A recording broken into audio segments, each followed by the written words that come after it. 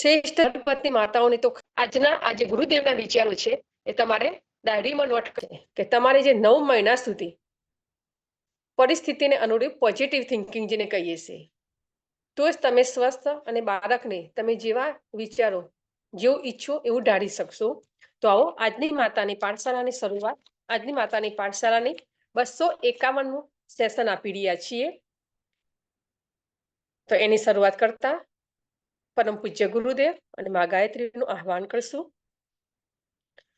ઓમ ગુરુ બ્રહ્મા ગુરુ વિષ્ણુ ગુરુદેવો મહેશ્વર ગુરુ સાક્ષાત પરમ બ્રહ્મા તસ્મૈ શ્રી ગુરવે નમઃ. અખંડ મંડલાકારો વ્યાપ્તમેન ચરાચરમ તત્પદં દર્શિतं येन તસ્મૈ શ્રી ગુરવે નમઃ. ઓમાયાતુ વરદે દેવી ત્રક્ષરે બ્રહ્મવાદિની ગાયત્રી છંદસા માતા બ્રહ્મયોને નમોસ્તુતે બ્રહ્મયોને નમોસ્તુતે. આજની 251ની ઓનલાઈન માતાની પાઠશાળાની સેવા આજે મહેસાણા ઉપજન વતી આપવામાં આવી રહી છે. મહેસાણા ઉપજનના સેવાભાવી વક્તા કૃષ્ણા હોસ્પિટલ થરાદ, જ્યાં તેઓ ગાયનેક અને કહેવાય છે ગર્ભ સંસ્કાર ચેનલની પણ સેવા આપી રહ્યા છે. ખૂબ જ હોશિયાર સેવાભાવી, જે આ વિષય ઉપર હોસ્પિટલમાં તો સેવા આપી રહ્યા છે, અને ઓનલાઈનમાં પણ માતાની પાઠશાળામાં કેટલાય વખત એમને સેવા આપી છે. એમનો એક જ ઉદ્દેશ્ય છે, એક માસમાં 1000 બહેનો સુધી પહોંચવું. અને જે ગુરુદેવનું સપનું છે, જે આજની ભારતીય સંસ્કૃતિને પરિસ્થિતિને શું જરૂર છે, તો શ્રેષ્ઠ સંતાન. બસ એ માટે માતાઓને જાગૃત કરે છે અને જ્ઞાન આપી રહ્યા છે. તો એવા સેવાભાવી વક્તા કૃષ્ણા હોસ્પિટલના ગાયનેક ડોક્ટર મેહુલભાઈ આજે આપણી વચ્ચે ઉપસ્થિત છે. તો આજે હું મેહુલભાઈનો ખૂબ ખૂબ એક તો પહેલા તો આભાર પણ માનીશ. વેલકમ કરતા પહેલા આભાર માનીશ, કેમ કે ઘણી વખત અમને એમને મદદ કરી છે. જ્યારે પણ કહીએ ત્યારે સાહેબ હાજર જ હોય છે કે નહીં, માટે કોઈ દિવસ એમને કોઈ પણ પરિસ્થિતિ કેટલા બીજી હોય છે છતાં પણ સેવા આપી રહ્યા છે. તો હું ડોક્ટર મેહુલભાઈનો હૃદયથી સ્વાગત કરું છું.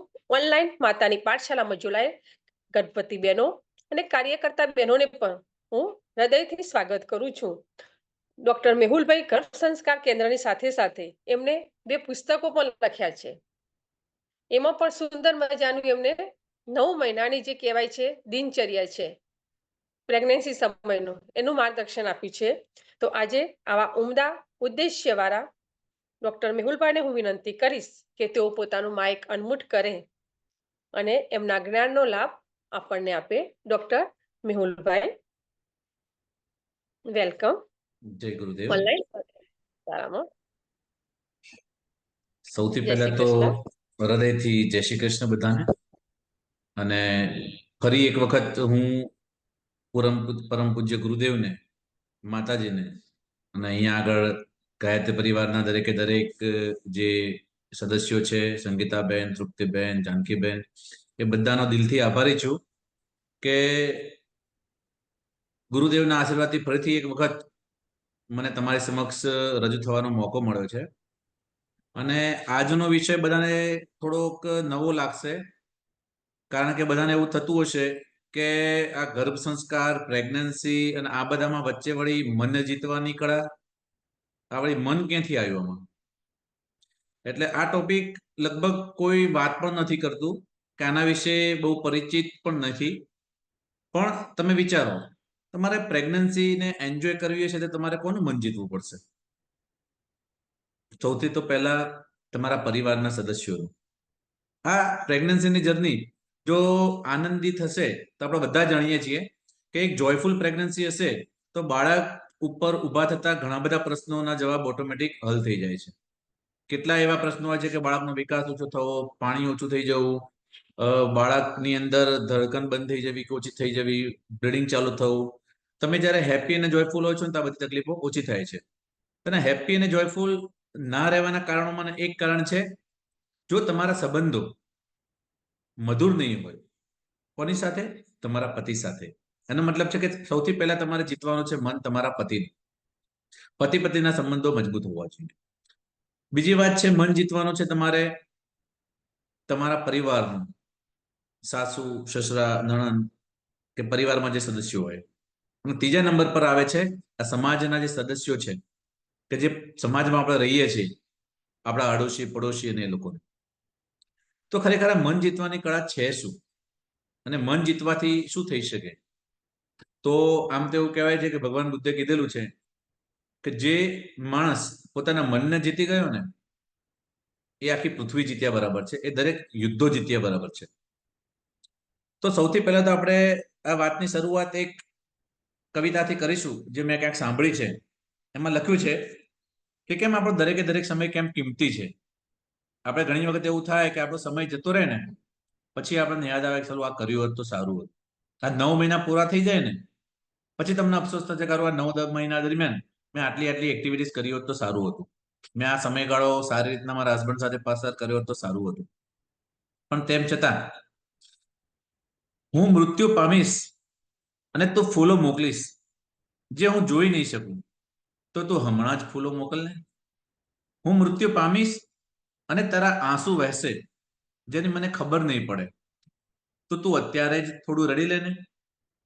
હું મૃત્યુ પામીશ અને તું મારી કદર કરીશ, હું સાંભળી નહીં શકું, તો તું અત્યારે જ એ શબ્દો બોલી દેને. હું મૃત્યુ પામીશ અને તું મારા દોષો ભૂલી જઈશ, તો જે હું જાણી નહીં શકું તો તું હમણાં જ મને માફ કરી દેને. હું મૃત્યુ પામીશ અને તું મને યાદ કરીશ, જે હું અનુભવી નહીં શકું તો તું મને અત્યારે જ યાદ કરને. હું મૃત્યુ પામીશ અને તને થશે મેં એની સાથે થોડો વધારે સમય વિતાવ્યો હોત તો સારું, તો તું અત્યારે જ એવું કરને. શું કહી જાય છે આ કવિતા?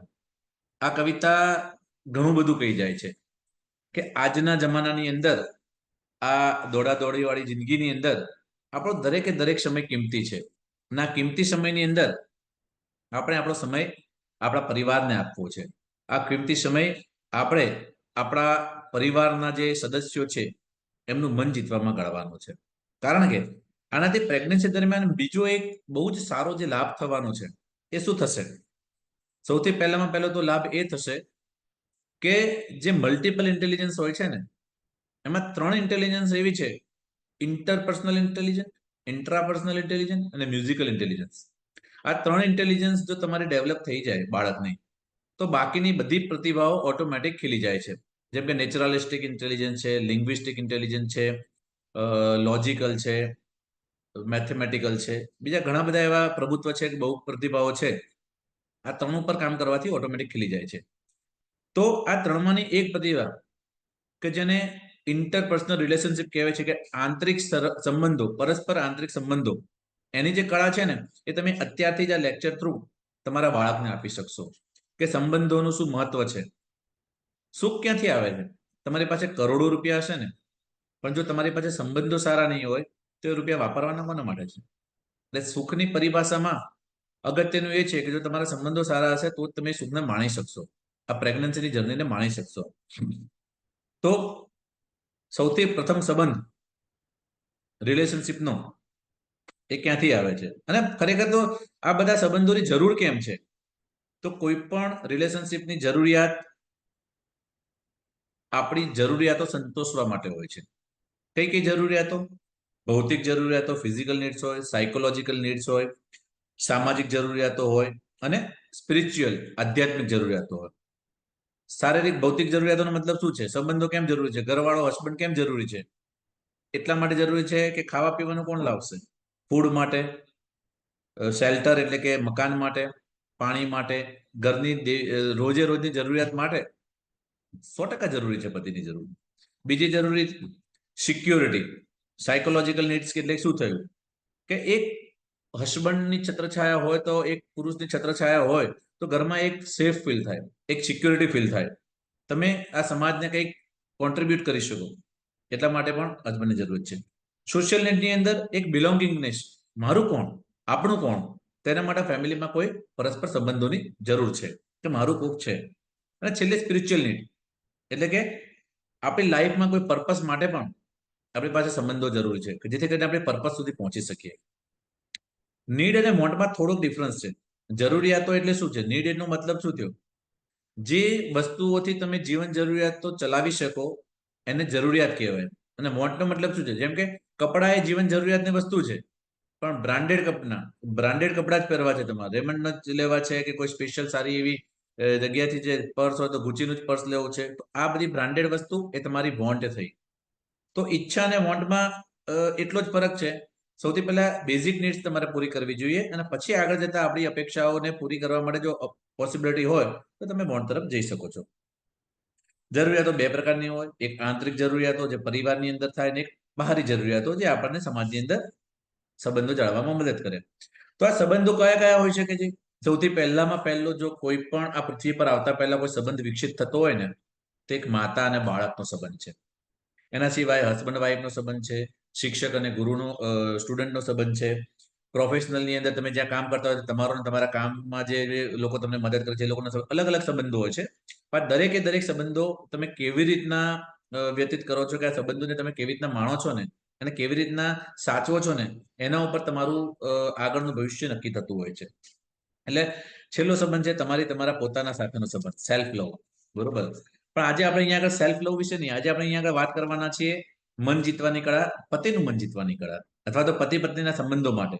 તો દરેકે દરેક હસબન્ડ વાઈફના સંબંધો છે ને એ સૌથી પહેલા તો જે રોમેન્ટિક રિલેશનશિપ હોવી જોઈએ, એક પ્રેમાળ સંબંધો હોવા જોઈએ. તો એના 6 તબક્કા છે અથવા તો 6 સ્ટેપ છે, એ આપણે સમજવા પડશે.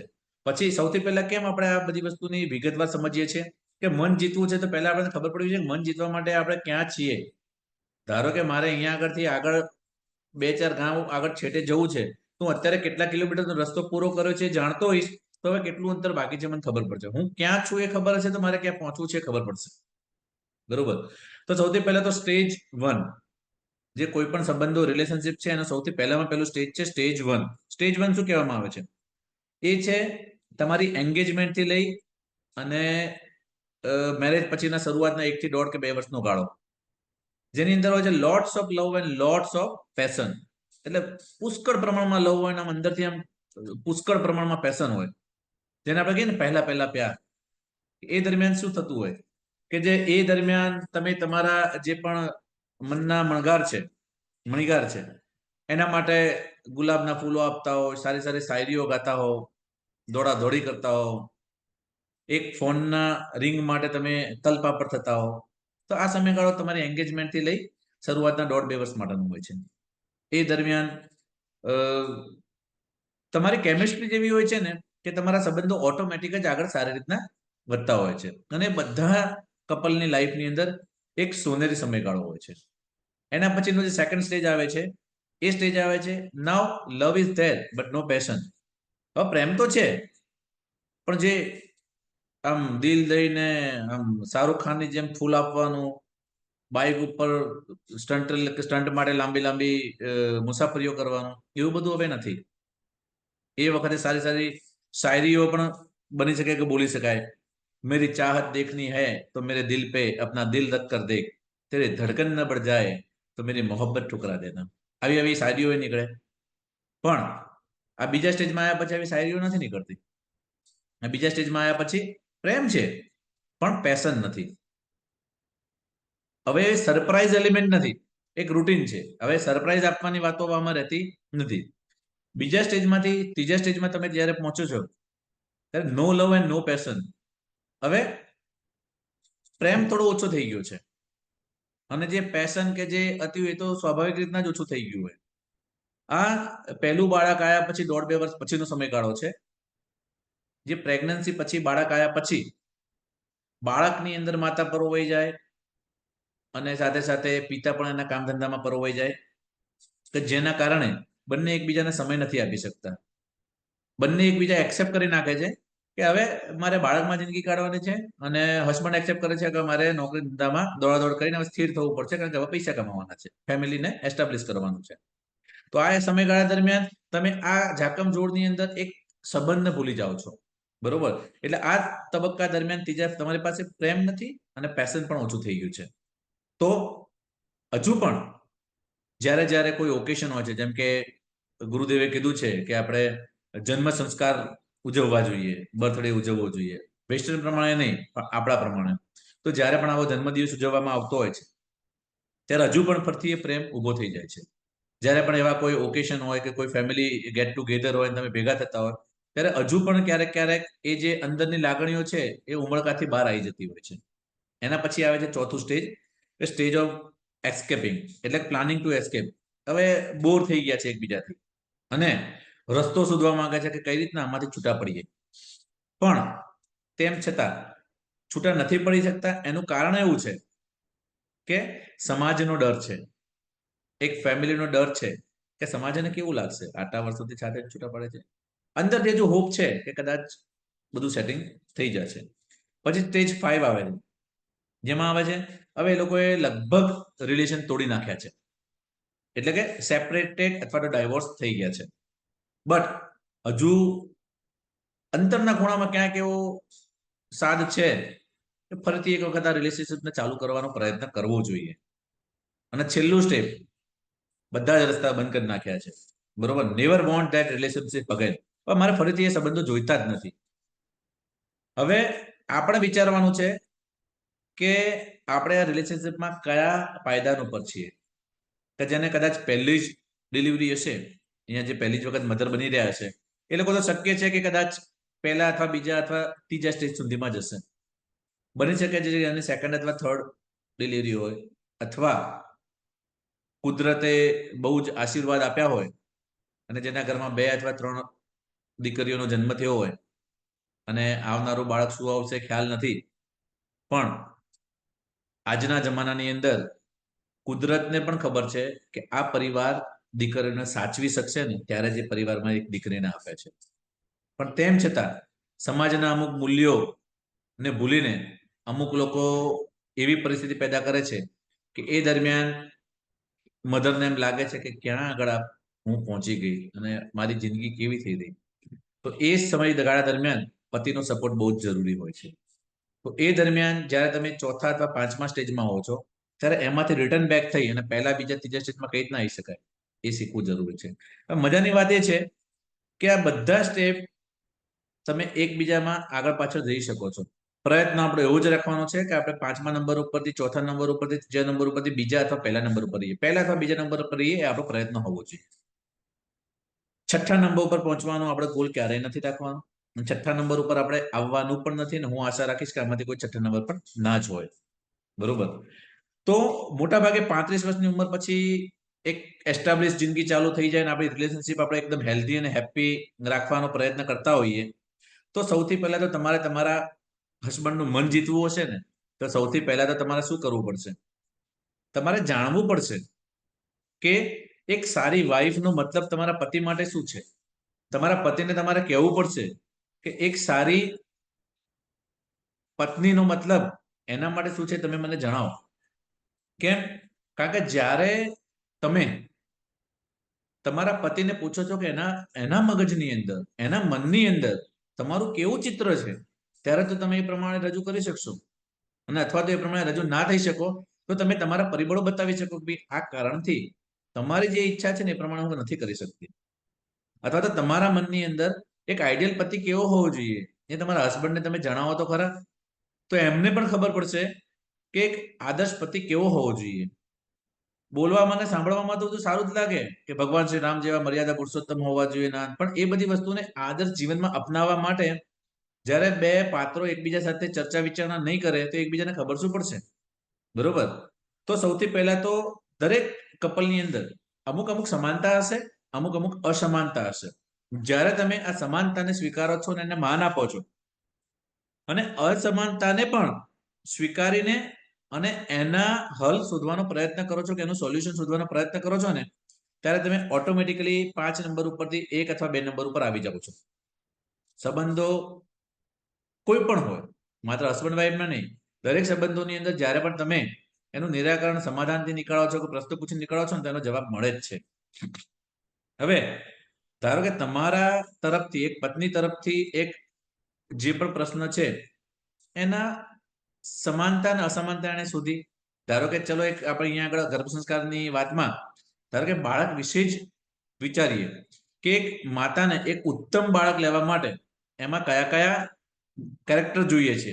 વીરતા, પ્રભુત્વ, નામના, હોશિયારી, ભાષાનું પ્રભુત્વ, બરોબર, મ્યુઝિકની ઇન્ટેલિજન્સ, ઘણી બધી વસ્તુઓ એને જોઈતી હશે. પતિના આદર્શો જુદા છે, એને કંઈક અલગ જોઈતું હશે. તો આ બંનેની અંદર અમુક અમુક વસ્તુઓ સમાનતા હશે. તો તમારે એને માન આપવું જોઈએ કે થેન્ક યુ યુનિવર્સ, આ વસ્તુ મારે પણ જોઈએ છે અને મારા પતિને પણ જોઈએ છે અને આ બંને વસ્તુ અમારામાં છે એટલે અમારા બાળકને લાવવા માટે બહુ ઈઝી પડશે. પણ મારે જે ગુણ જોઈએ છે, મારે મારા બાળકને ડોક્ટર બનાવવો છે અને મારા હસબન્ડને એકદમ મજબૂત અને એ બનાવવો છે, તો અહીંયા આગળ તફાવત આવે છે. તો આ તફાવતને માન આપો. જ્યારે તમે બંને તફાવતને પૂર્ણ કરવાનો પ્રયત્ન કરશો અને સમાનતાને માન આપવાનો પ્રયત્ન કરશો ત્યારે તમે ઓટોમેટિક તમારું લેવલ આગળ વધારી દેશો અને સુધારી નાખશો. તો it's not about the similarity, it is not about the difference, it all about how you deal with that similarity and how you deal with that differences. તમે કેવી રીતના એ સમાનતા અને અસમાનતાની સાથે ડીલ કરો છો, એને કેવી રીતના તમારી રીતના એને સામંજસ્ય કેળવો છો, એના ઉપર આધાર છે કે તમે તમારી લાઈફની અંદર તમારા હસબન્ડ વાઈફ સાથેનું રિલેશનશિપ કેવી રીતના ઇમ્પ્રૂવ કરી શકો. અને જુદું હોવું ને એ તો આ કુદરતનો નિયમ છે, કે બાયોડાયવર્સિટી વગર તો આ દુનિયા ચાલે જ નહીં. કારણ કે ચેન્જ, જો આ પૃથ્વીની ઉપર કોઈ રોજે રોજ બદલાવ ના હોય ને તો આ પૃથ્વી આવી રીતના કમળની જેમ ખીલી ના શકે કે રોજે રોજ આટલા સરસ મજાના જે બદલાવ લાવી શકે, પરિવર્તન લાવી શકે ને પરિવર્તન પણ લાવી ના શકે. સિમિલરલી બાયોડાયવર્સિટી એટલે કે તમે પોતે વિચારો ને, આ દુનિયા ઉપર જો આપણે બધા જ માણસો એક જ સરખા ગુણો વાળા, એક જ સરખા કલર વાળા, એક જ સરખા બુદ્ધિ વાળા હોય તો પછી મતલબ શું રહ્યો? તમારે એવું સમજવું જોઈએ દરેકે દરેક માણસ છે ને, આપણે કહીએ ને અહમ બ્રહ્માસ્મિ, હું જ બ્રહ્મ છું, એનો મતલબ શું છે? દરેકે દરેક માણસ એક અલગ જ જાતનું પોતે એક વિશ્વ છે અને આપણે પોતે એક વિશ્વ છીએ એમ આપણી સામેનું માણસ પણ એક વિશ્વ છે. તો જ્યારે હસબન્ડ ને વાઈફ અલગ અલગ કેરેક્ટર વાળા ભેગા થાય ને ત્યારે એકબીજાને આભાર માનવો જોઈએ અને ભગવાનનો પણ આભાર માનવો જોઈએ કે એક નવું વિશ્વ જાણવાનો ને એક નવું વિશ્વ ઓળખવાનો એને મોકો મળ્યો છે કે આજે આ મેરેજ પછી એક આખા નવા વિશ્વને ઓળખી શકશે અને એની લાઈફની અંદર ઘણા બધા નવા એવા પરિવર્તનો લાવવા માટે એને મોકો મળશે અને ઘણા એવા નવા નવા વસ્તુઓ એને જાણવા માટેનો પણ મોકો મળશે. તો એન્જોય ધ સિમિલારિટી, આ સમાનતાને તમે માણો, but be curious and respectful for the difference. પણ આ જે તફાવત છે ને એને માન આપો અને એને રિસ્પેક્ટ આપો. તો આટલું કરશો ને તમે તો તમે તમારી લાઈફની અંદર હસબન્ડ વાઈફનું રિલેશનશિપ સારી રીતના આગળ લઈ જશો. તેમ છતાં એક સિમ્પલ ભાષામાં એક પુસ્તક છે ધ 5 લેંગ્વેજ ઓફ લવ. એના ઉપરથી તમને આજે હું એવી 5 ભાષાઓ શીખવાડવા માંગુ છું કે તમે ગમે તે તબક્કામાં હશો ને, 5 નંબર પર પણ આવી ગયા છો ને, જો તમે એને અમલમાં મૂકશો ને તો ડાયરેક્ટ તમે પહેલા બીજા નંબર પર આવશો. અને જ્યારે પહેલા બીજા નંબર પર આવવું એનો મતલબ છે કે તમારી પ્રેગ્નન્સીની જર્નીને તમે બહુ જ સારી રીતના એન્જોય કરી શકશો, બહુ જ સારી રીતના હેપીલી અમલમાં મૂકી શકશો. પહેલામાં પહેલી લેંગ્વેજ છે વર્ડ ઓફ એપ્રિશિએશન અથવા તો એફર્મેશન. એનો મતલબ શું થયો?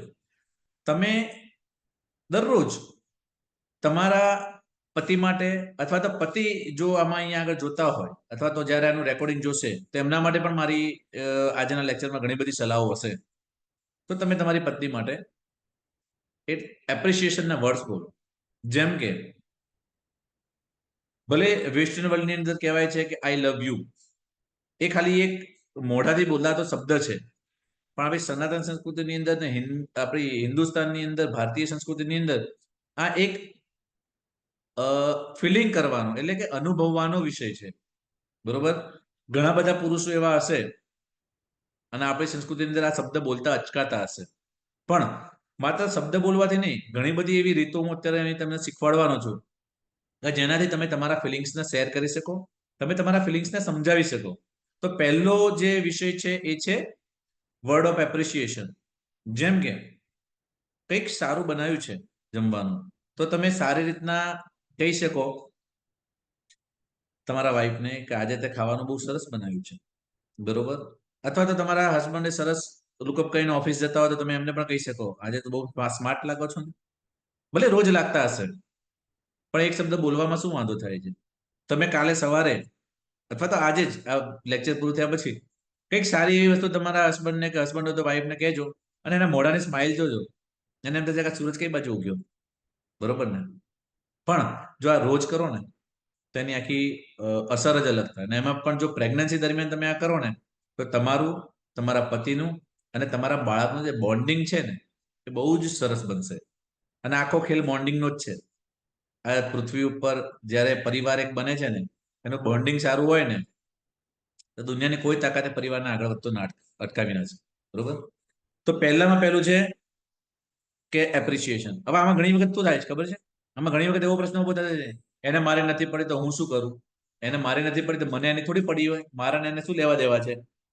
પછી ઘણી વખત એમ થાય, એને તો મને બર્થડે ઉપર વિશ કર્યું નથી તો હું શું કરવા કરું? સ્વાભાવિક છે ને. આજે તમને કહું કે આજે મારા વાઈફનો બર્થડે છે, અને કાલે રાત્રે લગભગ 7 વાગે એક મીટિંગ બહાર હતી, એ મીટિંગ કરવા ગયા હતા અમે. મીટિંગ પછી રાત્રે ઉપરા ઉપરી બેસી જઈને આવ્યા. જ્યારે જ્યારે આપણું આ લેક્ચર હોય છે શુક્રવાર શનિવારનું, અને એ દરમિયાન ગુરુજીની દયાથી આ પૃથ્વી ઉપર એવા ઘણા સંતાનો જન્મે છે, અને એવી રીતના મારી હોસ્પિટલમાં પણ આજે 4 થી 5 બાળકો અને બાળકીઓ જન્મ્યા છે. તો આવા વ્યસ્ત સેશનની અંદર રાત્રે બેસીએ જ કર્યા પછી સવારે 4-1 વાગે હું ઘરે ગયો. સવારે 8 વાગે તરત ફોન આવ્યો એટલે ડિલિવરી માટે ફરતી હોસ્પિટલ આવવું પડ્યું. તો લગભગ આ 9-10 વાગ્યા સુધી આપણે, અથવા તો કેવી સંસ્કૃતિ આવી ગઈ છે, રાતે 12 વાગે એટલે હેપી બર્થડે નો મેસેજ કરવાનો અથવા તો એ કરવાનો, બરોબર. પણ તો મેં સવારે 9 વાગ્યા સુધી એને બર્થડે વિશ ના કરી, 9 વાગ્યા પછી કરી, બરોબર. પણ તો એના મોઢા પર એવું નતું કે કેમ મને રાતે 12 વાગે નથી કરી.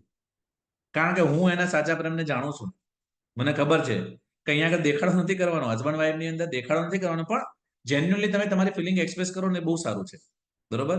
અને પુરુષો સહાય હોય છે, હું તમને કહું, હું પણ ઘણો સહાય છું. હું અત્યારે ભલે અહીંયા આગળ તમને આ બધી લેંગ્વેજીસ શીખવાડતો હોઉં, પણ જ્યારે એક પરિસ્થિતિ પેદા થાય છે ને કે જ્યારે તમે એક્સપ્રેસ કરો છો ત્યારે પુરુષ થોડા પાછા પડતા હોય છે, એટલા ખુલીને પોતાના મનના ભાવો એક્સપ્રેસ નથી કરી શકતા, બરોબર. તો શીખવું જોઈએ, પ્રેક્ટિસથી બધું આવડી શકે છે, બરોબર. સેકન્ડ થિંગ છે અહીંયા આગળ કે શબ્દોથી એક્સપ્રેસ કરો તો બહુ સારું, બાકી ફિલિંગ તો છે જ. બીજો ટોપિક છે ફિઝિકલ ટચ. ફિઝિકલ ટચમાં આપણે ફિઝિકલ ટચને એક વસ્તુ કહીએ ને કે સંસ્કાર. અહીંયા આગળ ફિઝિકલ ટચ જ્યારે શબ્દ આવે છે ને ત્યારે જે ગર્ભ સંસ્કાર કરેલી માતાઓ છે, જે આપણા સનાતન ધર્મ સાથે સંકળાયેલી માતાઓ છે ને, એનો સારો મિનિંગ જ લેશે.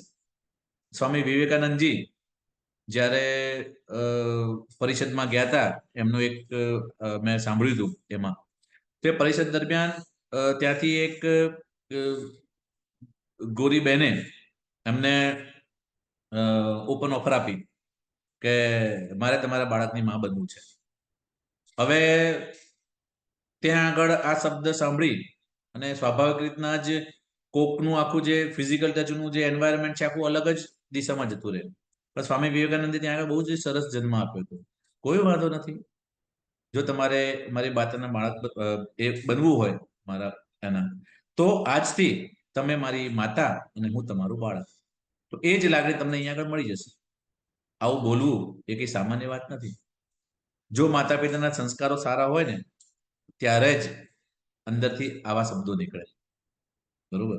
તો સિમિલરલી એ જ વાત અહીંયા પણ છે કે ફિઝિકલ ટચ એટલે એ તમે પોતે જુઓ, એક માતા એના બાળકને કેટલી બધી વખત ફિઝિકલ ટચ કરે છે, કપાળ ઉપર કિસ કરે, ગાલ ઉપર કિસ કરે, રમાડે, હસે, બરોબર, એની સાથે આલિંગન કરે. પણ એક પિતા, પુરુષ ત્યાં આગળ પાછો પડે છે, એ એને એક્સપ્રેસ નથી કરી શકતું. તો આપણામાંથી જ આપણે જાણો ને કેટલા લોકોએ છેલ્લા 1 વર્ષ દરમિયાન જેન્યુઅનલી ખાલી પ્રેમપૂર્વક ફિઝિકલ ટચ જે અલગ રીતના નથી ગણતા. એવી રીતે તમારા પત્નીને બાહુમાં લીધા છે, આલિંગન કર્યું છે, બહુ જ રેરલી. બીજું, ફિઝિકલ ટચ માત્ર એક સેક્સ પોઈન્ટ ઓફ વ્યૂ જ નથી. તમે એક મિત્ર બીજા મિત્રના ખભા ઉપર હાથ મૂકીને જાય છે, ત્યાં આગળ એક બોન્ડિંગ બતાવે છે. જ્યારે એક મિત્ર બીજા મિત્રનો હાથ પકડીને જાય છે ને, ત્યાં પણ એ બંનેનું એક બોન્ડિંગ બતાવે છે. તો ફિઝિકલ ટચ પણ એક એટલો જ સંબંધો વિકસાવવા માટે બહુ જ જરૂરી છે, જે આપણે શીખવું જોઈએ. ત્રીજા નંબરમાં આવે છે રિસીવિંગ એન્ડ એક્સેપ્ટિંગ ગિફ્ટ. એટલે કે તમે એવી ગિફ્ટ આપો તમારા પતિને અથવા તો પત્ની પતિને પ્રેગ્નન્સી દરમિયાન, અથવા તો એમ પણ કે જેનું કોઈ મહત્વ હોય. જેમ કે બજારમાં જે મોંઘા ધારો કે આપણું ફેમિલી બેકગ્રાઉન્ડ બહુ સારું છે અને પૈસા બહુ સારા છે અને મસ્ત મજાનું સારું એવું મોટું આર્ટિકલ લઈને આપો, હું 100% માનીશ કે તમારા વાઈફને એની કઈ પડી નહીં હોય. અથવા તો તમે જો નોકરી કરતા હશો, તમે કંઈક લાઈને આપશો તમારા હસબન્ડને, તો એમની પણ એમને નહીં પડી હોય. કેમ? કારણ કે એ અગત્ય નથી. પણ જો એક નાનું એવું તમે તમારા હાથે બનાવેલું ડ્રોઈંગ પણ એમને આપશો ને, એમાં તમારી એફર્ટ આવે છે, એમાં તમારી પોતાની મહેનત આવે છે. અને જ્યારે જ્યારે કોઈ પણ ગિફ્ટ આપતી વખત તમે તમારી એનર્જી અંદર લગાડો છો, તમારી એફર્ટ લગાડો છો, તમારા સારા એનર્જીના જે પોઈન્ટ છે કે પોઝિટિવ એટીટ્યુડ લગાડો છો, ત્યારે 100% એ ગિફ્ટ ઓલી કરોડ રૂપિયાની કિંમત કરતા પણ વધારે મોંઘી થઈ જાય છે. તો ત્રીજો જે લેંગ્વેજ છે રિસીવિંગ ગિફ્ટ, એટલે કે કોઈ પણ વસ્તુ જ્યારે તમે આપો છો ત્યારે મિનિંગફુલ તરીકાથી આપો. એની અંદર તમારા પોતાના પ્રેમની અંદર રેડો. બરોબર? ભલે પછી એ જાતે બનાવેલું બુકે હોય કે જાતે બનાવેલું એક ડ્રોઈંગ હોય કે જાતે બનાવેલું નાનું કવર હોય. કારણ કે કહેવાય છે કે falling in love is easy, but staying in love is difficult. એનો મતલબ એવો છે કે આની અંદર પડવું અઘરું છે. અવાજ આવે છે ને બધાને મારો? ઓકે. કહેવાનો મતલબ છે કે પ્રેમમાં પડવું બહુ ઈઝી છે, પણ એમાં પ્રેમને સંભાળી રાખવો, એટલે કે મેરેજ કર્યા પછી એને જાળવી રાખવો બહુ અઘરો છે. બરોબર ને? તો એ કરવા માટે આ બધી વસ્તુઓ આપણે શીખવી જરૂરી છે. ચોથી વસ્તુ છે ક્વોલિટી ટાઈમ. ક્વોલિટી ટાઈમનો મતલબ શું છે? ક્વોલિટી ટાઈમનો મતલબ છે કે તમે એટલીસ્ટ તમારા હસબન્ડ વાઈફની અંદર જે બોન્ડિંગ છે એને એટલીસ્ટ 1 કલાકથી 1.5 કલાકનો ક્વોલિટી ટાઈમ આપો. નેટફ્લિક્સ, મૂવી, બજારમાં ફરવા જવું, આ બધું નહીં. આ ક્વોલિટી ટાઈમથી તમે અને તમારા બાળક અને તમારા જે એકબીજાના બોન્ડિંગ છે એમાં વધારો થશે. બીજો એડવાન્ટેજ ક્વોલિટી ટાઈમ આપવાનો એ છે, આપણે કેમ આપણે દિનચર્યાની અંદર રાત્રે પતિ સાથે એક હળવા વોક માટેની વાત કરવામાં આવી છે. એટલા માટે કરવામાં આવી છે કે જ્યારે તમે રાત્રે હળવો વોક કરો છો ત્યારે તમે એકબીજાની પર્સનલ વાતો, ઓફિસની ને ઘરની એ સિવાયની વાગોળો છો, જૂના સારા પ્રસંગો વાગોળો છો અને એક ક્વોલિટી ટાઈમ એકબીજાને આપો છો. તમે એ દરમિયાન તમારા બાળક સાથે એક પિતાનો ગર્ભ સંવાદ કરી શકો છો. એક પિતા પણ બાળકને એ દરમિયાન એની સાથે એક બોન્ડિંગ ક્રિએટ કરી શકે છે. તો ક્વોલિટી ટાઈમ આપવો જોઈએ. અને છેલ્લી જે લેંગ્વેજ છે act of services. Act of સર્વિસીસની અંદર ઘણી વખત આપણને એમ થાય કે નાની નાની વસ્તુઓ કરતા આપણને શરમ આવે. જ્યારે કંઈક કરવાનું હોય ને જો પતિ શાક સમારવા બેસી જાય કે સામાન્ય સાવરણી લઈને કચરો વાળવા બેસી જાય, તો પતિ ના કરાય, પણ એક્સેપ્ટ કરો, એ તમારા માટે કંઈક કરે છે. Act of services. અને એને ગમશે, હું 100% કહું. દરેક પતિઓ માટે છે અહીંયા આગળ. તમે જે નાની નાની વસ્તુઓ તમારા પત્ની માટે કરો છો ને, એ તમારા વાઈફને ગમશે. હું એમ નથી કહેતો, સિમ્પલ જ સવારે ઉઠીને તમે જે પથારી છે એ પથારીને ફોલ્ડ કરીને વાળીને ખાલી મૂકી દેશો ને, એ પણ એના માટે ઘણું બધું સારું કહેવાશે, એના માટે ઘણું કામ થઈ ગયું કહેવાશે. બરોબર? તમે નાની નાની વસ્તુઓ પણ તમે તમારા માટે કરી શકો છો. તો આ 5 લેંગ્વેજ. પહેલી, વર્ડ ઓફ એપ્રિસિએશન. એના માટે પ્રશંસાના શબ્દો બોલો. કારણ કે વખાણ તો ભગવાનને પણ પ્યારા છે. તો આ તો પતિ છે, પતિ દેવ છે, પતિ પરમેશ્વર છે, તો એના વખાણ કરો. ફિઝિકલ ટચ, જેન્ટલ ટચ, જે સંબંધો બોન્ડિંગને વધારે છે. એક્સેપ્ટિંગ એન્ડ રિસીવિંગ ગિફ્ટ, એટલે કે એક સારી ગિફ્ટ આપવી જેની અંદર તમે તમારા પોતાના એનર્જી અને એફર્ટ નાખેલા હશે, તો એની કિંમત વધી જશે. અને ક્વોલિટી ટાઈમ, એક ક્વોલિટી પૂર્વક તમારો સમય તમે આપો. અને છેલ્લી વસ્તુ છે એક્ટ ઓફ સર્વિસીસ, કે તમે એમના માટે કંઈક નાની નાની મદદ કરો. બરોબર? કારણ કે કહેવાય છે કે love at first sight and divorce at first fight. ખાલી ઉપર છલ્લો પ્રેમ હશે ને ત્યારે તૂટતા વાર નહીં લાગે. એટલા માટે બહુ ઓછા લવ મેરેજ હોય છે જે સફળતા પ્રાપ્ત કરે છે. એવું નથી કહેતો બધા એવા ખરાબ હોય છે, પણ બહુ ઓછા હોય છે. કારણ કે જ્યાં આગળ કીધું ને કે અમુક વખત એવું બનતું હોય છે કે આપણે કેરિંગ કરીએ ને એકબીજાને, તે સુપરફિશિયલ લવ થયો, ડીપ લવ ના થયો. અને કોલેજોમાં અને જ્યાં આગળ ઇનિશિયલી અમુક લોકો સ્પેશિયલી એવા સુપરફિશિયલ લવ બતાવવાની શરૂઆત કરે છે, એટલે છોકરીઓ ખોટા ઝાંસામાં આવી જાય છે અને એમને એમ થાય છે કે અમારો ડીપ લવ છે અને એમાં ફસાઈ જાય છે. બરોબર? તો સાચો પ્રેમ કોને કહેવાય એ તમે આ ભાષાઓથી શીખી શકો છો. હવે પહેલું આપણું જે પાઠ છે એ પૂરો થયો, કારણ કે પતિ સાથે કેવી રીતના કેળવવું. એની સાથે સાથે બહુ અગત્યનું છે પરિવારમાં તમે કેવી રીતના રહેશો. એની સાથે ખૂબ જ અગત્યનું છે કે પરિવારની અંદર તમે જે ઇન્ટરપર્સનલ રિલેશનશિપ છે એ તમારા ઘરમાં તમે કેવી રીતના કેળવી શકો, અડોશી પડોશી સાથે કેવી રીતના કેળવી શકો, જેને કહેવાય આંતર માનવીય સંબંધો. તમારા સાસુ સાથે તમે કેવી રીતના વિતાવી શકો. તો હવેની જે ચર્ચા છે એ તમે તમારા પોતે કેવી રીતના તમારી અંદર ચેન્જીસ લાવશો, એની એક થિયરી સમજવી પડે. તો એમાં શું કહેવા માંગે છે આંતરમાનવીય સંબંધો માટે? એમાં એવું કહેવા માંગે છે કે તમે એક ઓલી વાર્તા તો સાંભળી જશે, મરઘી અને ઈંડા વાળી. કે એક મરઘી હતી, એ સોનાનું ઈંડું આપતી હતી, રોજ એક ઈંડું આપે. 1 દિવસ, 2 દિવસ, 3 દિવસ. તો ઓલો એનો માલિક હતો તો ખુશ થઈ ગયો, આટલું આપે છે. એક દિવસ એને લાલચ જાગી અને એને મરઘીને કાપી નાખી, ઈંડા આપતા બંધ થઈ ગયા. અહીંયા આગળ હું કઈ રીતના કહેવા માંગુ છું આ મરઘી અને ઈંડાની વાર્તાથી? હવે આપણી સંબંધોની અંદર જે એકબીજા સાથેના સંબંધો છે, તમારા પતિ સાથેના, તમારા સાસુ સાથેના, તમારા મમ્મી પપ્પા સાથેના અને તમારા નણંદ સાથેના, આ જે સંબંધો છે ને એ સંબંધો છે એ મરઘી છે. બરોબર? અને એ સંબંધોથી તમે પ્રાપ્ત શું કરવા માંગો છો? પ્રેમ અને વિશ્વાસ અને શ્રદ્ધા અને ટ્રસ્ટ. આ જે તમે પ્રાપ્ત કરવા માંગો છો એ ઈંડું છે. તો આ જે સંબંધ છે, મરઘી અને ઈંડાની વાર્તાથી એવું થાય છે કે તમે જે તમારા સંબંધો કેળવો છો એ એક મરઘી છે અને એના થ્રુ તમે જે ટ્રસ્ટ, વિશ્વાસ અને પ્રેમ પ્રાપ્ત કરો છો એ તમારું ઈંડું છે. તો તમે જેટલી મરઘીને મજબૂત બનાવશો, જેટલું તમારી ઉત્પાદન ક્ષમતા વધારશો, એનો મતલબ છે કે તમારા સંબંધો જેટલા મજબૂત હશે એટલું તમે આ પ્રેમ રૂપી, વિશ્વાસ રૂપી ઈંડું છે ને એ પ્રાપ્ત કરી શકશો. તો કહેવાનો મતલબ એ થયો કે વધારે પ્રેમ જોઈતા હોય, એટલે કે વધારે ઈંડા જોઈતા હોય, તો પ્રેમ આપનારી, વિશ્વાસ પેદા કરનારી, શ્રદ્ધા પેદા કરનારી જે પ્રોડક્શન હાઉસ છે, જે મરઘી છે, જે સંબંધો છે, એને મજબૂત ખાઈ પીને એને મજબૂત બનાવવી પડશે. એને કાપી નહીં નાખવી પડે, એને મજબૂત ખવડાવવું પીવડાવવું પડશે, જેથી કરીને રોજ સોનાનું ઈંડું આપે. બરોબર? કારણ કે અલ્ટિમેટલી સૌથી અગત્યનું શું છે? સુખ. અને સુખ ક્યાંથી મળે છે? સંબંધોથી. બરોબર? તમારી પાસે ગમે એટલા રૂપિયા હશે, ગમે એટલા પૈસા હશે, પણ એ પૈસા વાપરવા વાળો સંબંધ જ કોઈ પરિવારમાં કોઈ સદસ્ય જ નહીં હોય તો શું મતલબ છે તમારો? ગમે એટલા તમે પૈસા ધરાશો ને, પણ જો એ પૈસા કોની પાછળ ખર્ચવા એના માટે કોઈ હશે જ નહીં ને, તો કોઈ મતલબ નથી રહેતો. બરોબર? તો માનવીય સંબંધો રૂપી મરઘીની માવજત કરતા શીખો. તમારા પતિની સેવા કરતા શીખો, સાસુની સેવા કરતા શીખો. સેવાનો મતલબ છે કે એ લોકો સાથે સંબંધો કેળવતા શીખો. અને જ્યારે તમે આ સંબંધો કેળવો છો ને, તો સંબંધ સુધરવા માંડે છે. અને સંબંધ સુધારવા માટે સૌથી પહેલું શું જરૂરી છે? સૌથી પહેલું જરૂરી છે એ વ્યક્તિનું મન જીતવું પડે. એટલા માટે આપણે આજના ટોપિકનો વિષય રાખ્યો છે મન જીતવાની કળા. મનને સમજો, સંબંધો સમજો. બરોબર? અને જ્યારે તમે એ વ્યક્તિનું મન જીતવાનો પ્રયત્ન કરો છો, તો મન માત્ર પ્રેમથી જીતાય છે. અને પ્રેમ શામાંથી આવે છે? પ્રેમ કોકના ઉપરના વિશ્વાસથી પેદા થાય છે. અને વિશ્વાસનો પાયો શું છે? વિશ્વાસનો પાયો વર્તન છે.